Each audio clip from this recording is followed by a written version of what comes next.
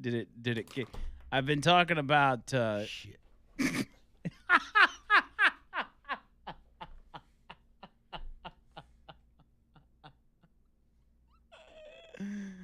I didn't I didn't think to check it this hour, but then during that last break, I was like, I don't see it up. So Um, I should. I listen. I should, and I'm not just saying this, but No, like no. I monitor this stuff, so I should have tipped you off, but I didn't notice it. Dang, Oh, it's like I makes do it right for 42 times in a row, and there's that one. Things happen, man. I mess up too.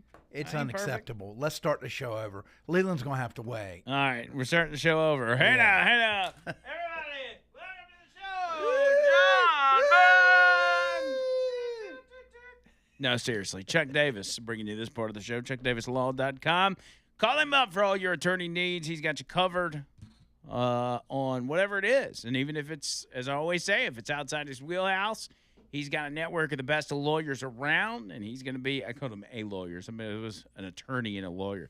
He's got the best lawyers around. He knows them, and he's going to be able to send you in the right direction. But if you got divorce, custody, wills, probate, contracts, personal injury, wrongful death, car wreck, slip and fall, whatever it is, Chuck Davis has got you, man. He's my personal attorney. He's going to take care of you. Here's his phone number, 205-823-9992. Did you write that down? No, you didn't, because I said it too fast. 205-823-9992 and online ChuckDavisLaw.com. ChuckDavisLaw.com. And don't let me forget about Ernest Financial. RetireWithErnest.com.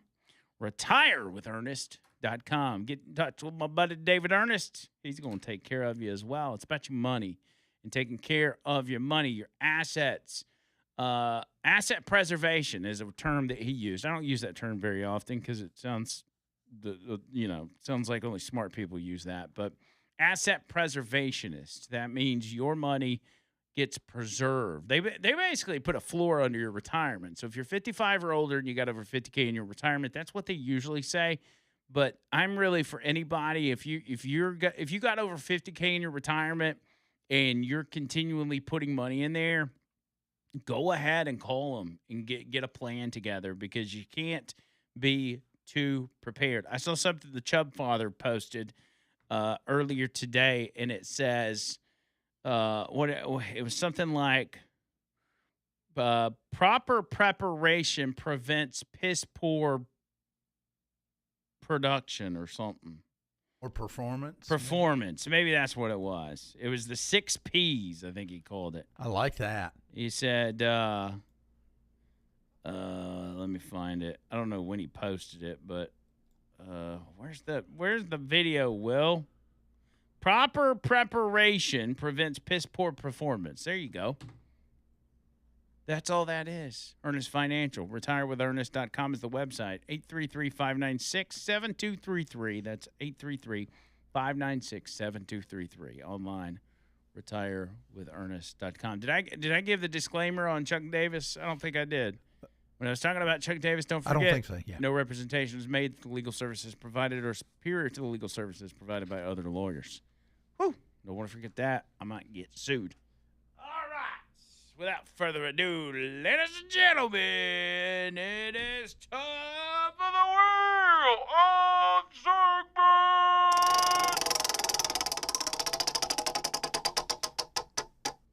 Segment. Dumb ways to Dumb die. ways to die. Hey now. This is my jam. Set fire to your hair, poke a stick at a grizzly bear, eat medicine that's out of date, use your private parts as piranha bait. Dumb ways to die, so many dumb ways to die. Dumb ways to die, so many dumb ways to die. Alrighty.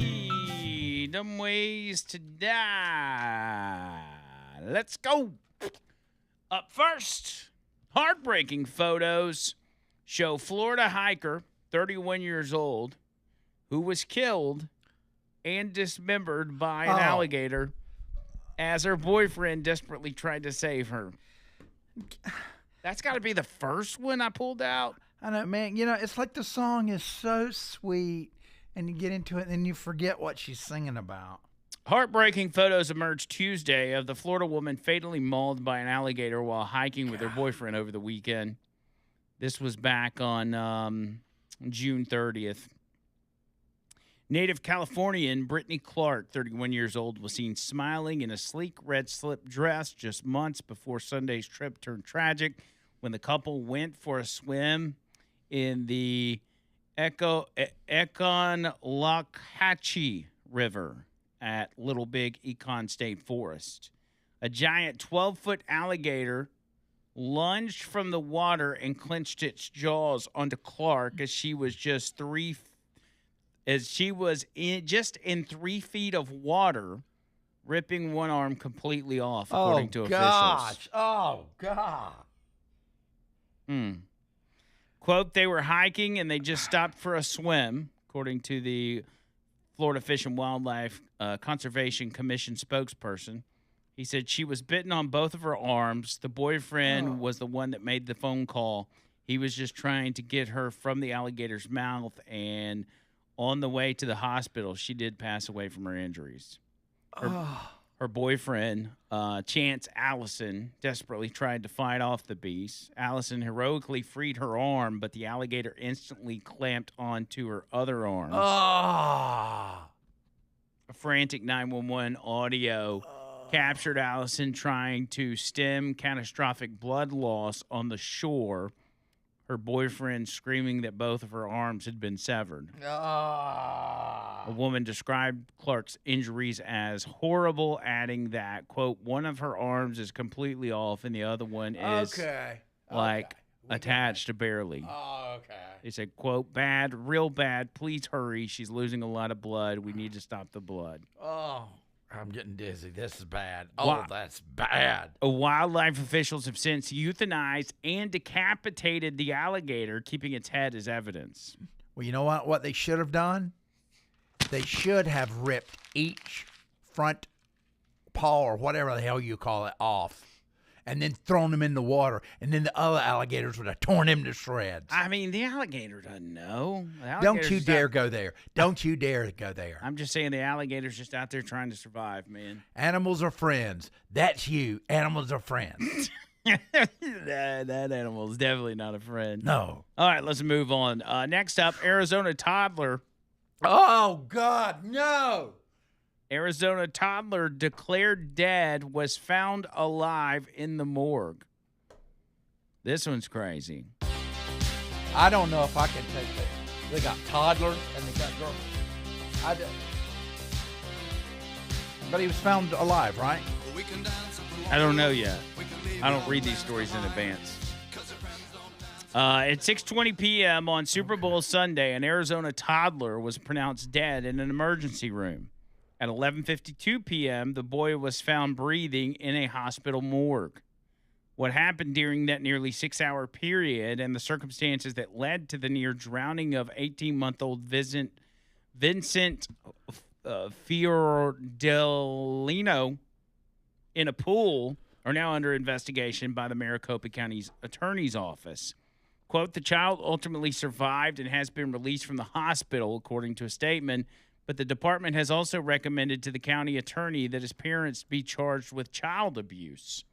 The parents, according to the police report, may have not realized their son had wandered off to the pool while the game was on due to the potential of both parents' state of mind being impaired by marijuana and or other mind-altering substances. So they were smoking a little weed during the Super Bowl, according to cops. Both admitted to smoking marijuana the morning of the drowning. Oh, this was in the morning. This wasn't during the game. A spokesperson for the county attorney declined to comment on the case. Meanwhile, Mercy Gilbert Medical Center confirmed it had conducted its own internal investigation into what it called a heartbreaking situation, but the hospital has not yet revealed the results of its investigation and declined to answer any questions on whether the doctor who mistakenly pronounced the boy dead remains on staff. The doctor is identified as A2C in the police report. And when he was questioned by a police officer about his decision to pronounce the boy dead while the child was still gasping for air, the doctor allegedly pulled rank. He said, "Please do your thing and let me do my thing," he was quoted as saying in the report. "I went to medical school for a reason." I bet he said it like this. I went to medical school for a reason. His name is, it says a doctor named Arian Tusi is identified in available reports as being affiliated with the hospital. He referred NBC News to a lawyer. In a statement, the lawyer cited the police report and a potential case against the child's parents. Quote, "Because of all of this, as well as the patient confidentiality, we are unable to make a full statement, blah, blah, blah. Vincent, the toddler, is not identified in the police report by name, but his family has set up a crowdfunding page to help with the medical costs. Quote, I can't comment on this right now, but thanks for calling," a man who answered the phone at the house where Vincent lives said before hanging up. Blah, blah, blah, blah, blah, crowdfunding page. The turn of events began around 5:38 p.m. on February 8th with a 911 call for help as the boy was found floating face down in the family pool, and a relative tried to revive him by performing CPR. The boy was then rushed to the emergency room where ER team that included Tusi took over the effort to save him. At 6:13 p.m., according to the report, Tusi was seen checking the time on a cell phone with a cheetah print orange and black case. I don't know why that's... Why do they know? Before he went out to deliver the bad news to the boy's parents. Minutes later, Tusi had words with a Gilbert police officer who appeared to question his diagnosis and then returned to the ER. "As long as there are no objections, I'd like to call time of death," Tusi said, according to the report. Then at approximately 18:20 hours, Dr. Tusi called the time of death and requested a moment of silence. But the child's parents and police officers who had been in the ER said in the report that the child still appeared to be gasping for breath after he was declared dead. Then at around 7:18 p.m., a detective on the scene reported hearing another audible gasp as the ER workers were preparing to move the boy from the trauma room to the cold room that serves as the hospital's morgue, where the temperature is set anywhere from 36 to 39 degrees. That same detective said that when he returned to photograph the body an hour later, he again observed what appeared to be a gasp of air or release. The nurse again stated it was agonal breathing and explained it was due to compressions, oxygen, and possible pressure applied by family members while saying goodbye. And at 7:23 p.m., the cold room door was closed. More than 4 hours later, when the medical examiner's team arrived at 11:52 p.m. to retrieve the boy, he was found breathing. The family was notified immediately, and the boy was airlifted to Children's Hospital. What? I think I even saw that the child now has brain damage. Oh, no. Which you got to imagine comes with the territory after drowning and then, being in the freezer and all that kind of stuff. And then the parents are getting arrested because they smoked a little weed. That's a mess. All right, last but not least, let's move quick. Man allegedly strangles girlfriend, then dies of heart attack while attempting to dump her body. How about that? That one's... Get that yawn out, John Bird. Let's go. One's better. This is in Alabama, by the way. Lynette, Alabama. Authorities in Alabama believe a man strangled his girlfriend, then died of a heart attack while disposing of her body in a wooded area. Justice. Jessica Folds, 47 years old, and her boyfriend, 44-year-old Daniel Robbins, were found dead June 10th in a wooded area in Lynette. Chambers County deputies found the couple's bodies next to each other in the brush beside the road. The pickup truck was in the road with the headlights still on and the driver's side door open. According to the sheriff, he said there was a drag path visible at the scene. Autopsy results showed Folds had been strangled. Investigators believe Robbins killed Folds and was in the process of disposing her body when he suffered a heart attack. The 44-year-old had a pre-existing heart condition, according to his ex-wife. Folds lived a few miles from the site where the bodies were found, while Robbins was from South Georgia. According to her obituary, she is survived by 3 sons and 2 grandchildren. She was described as a woman with a heart of gold. Man, she's only 40. She's 40. What did I say? She was 47. She's already got 2 grandkids. Alabama Law Enforcement Dang. Agency continues to investigate the case with assistance from Chambers County Sheriff's Office and the FBI. Man, that was intense. Yeah, it was a little rough. But that's what we call dumb ways to die. Ways to die. So many dumb ways to die. Yeah. No Roofing, TLRoofing.com, NoNoRoofing.com. Free roof inspection, complimentary roof tune-up. Y'all get with them, man. Let them know I sent you. And take care of that roof, man. You got to. You got to. Otherwise, it's just going to get worse. It's going to be a bigger problem. You got the best team on the case. It don't get no better than No Toe Roofing. My boys up there, let them know I sent you, and they are going to take care of you. No upsell, no pressure, no nothing. If you're just looking for the roof inspection and that's it, that's perfectly fine. They are more than happy to do that, give you the complimentary roof tune-up. But if you got issues and you want them to take care of it, call them, 205-848-2299, and online, notoeroofing.com.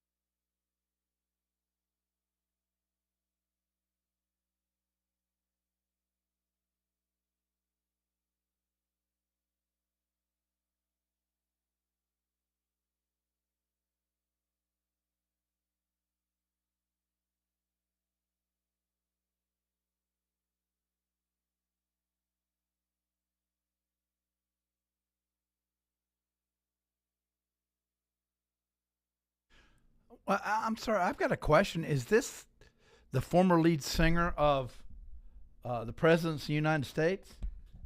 I don't think so. It sure sounds just like him. Really? You think so? Yeah, especially at the beginning. Remind me the name of this band. Thrash Unreal. Or no, excuse me, Against Me.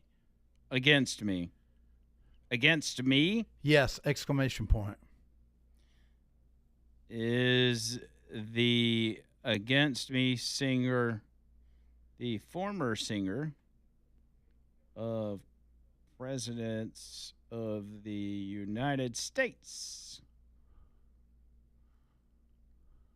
Grok is so great. Oh, somebody asked us on the text line, how did Bubba Rumble find your program? I think he was just channel surfing online, and that's how he found 99.5. I don't know if he found us first or found 99.5 first, another show or what, but we've got several people. I mean, we got people in states all across the country that listen to our show. We don't brag about it because we're not national, but these days, like, any station can be national because you can listen online. You don't necessarily have to be syndicated anymore to be heard across the board. No, they're not the same person, John Bird. The lead singer and founder of the punk rock band Against Me is Laura Jane Grace. That didn't sound like a girl. That's maybe, born Thomas James Gable in 1980. let's remove that. She has fronted the band since 97 and is known for her work as a transgender punk musician who came out publicly in 2012. It's a great song. Yeah, but that's a guy's voice.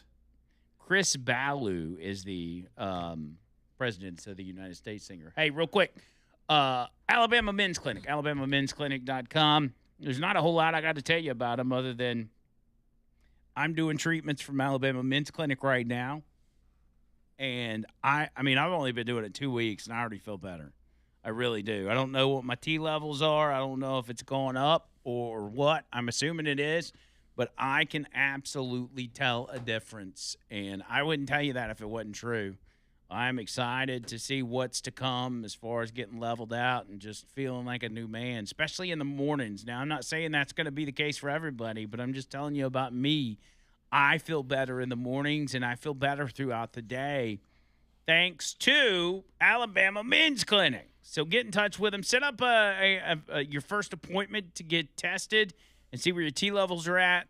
Call them. Go to the website, alabamamensclinic.com, or call them 205-598-7000. 205-598-7000, alabamamensclinic.com. Make sure you tell them I sent you. John Bird, thank you for your contributions today. Certainly. We'll be back tomorrow with a brand new episode. Until next time, see ya, cuz.